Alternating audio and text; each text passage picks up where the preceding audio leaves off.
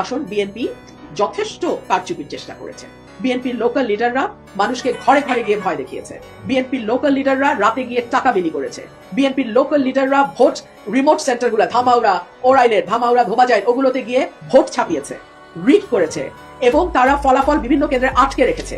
গতকালকে রাতে উচালিয়া পাড়ায় রাত 10:30 পর্যন্ত আমি কেন্দ্রের ভিতরে ঢুকে 5 বারের মতো ফল গণনা করতে বাধ্য করেছি এবং দেখা গেছে এতগুলো ভুয়া ভোট, ভুয়া ব্যালট পেপারে তারা খেজুর গাছ মার্কায় দিয়ে এসছে এবং তখন আমাকে তারা মারতে গিয়েছিল বিএনপির লোকজন। সেনাবাহিনী গিয়ে পরিস্থিতি নিয়ন্ত্রণে আনে। প্রশাসন অসম্ভব রকম বায়াসড ছিল আমাদের প্রতি, পদে পদে তারা থামানোর চেষ্টা করেছে, হেনস্থা করার চেষ্টা করেছে। ইভেন প্রশাসন আগের দিন, ভোটের আগের দিন চেয়ারম্যানদের ডেকে নিয়ে গিয়ে বলেছে যে আপনারা তো আমাদের লোক, আপনারা বুঝে ভোট দিয়ে।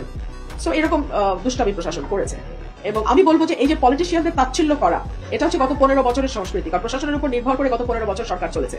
কোনো পলিটিশিয়ান নিজের জনপ্রিয়তায় জিতে আসতে পারে নাই। সো প্রশাসনের মজ্জায় ঢুকে গেছে যে দে আর অল ইন অল।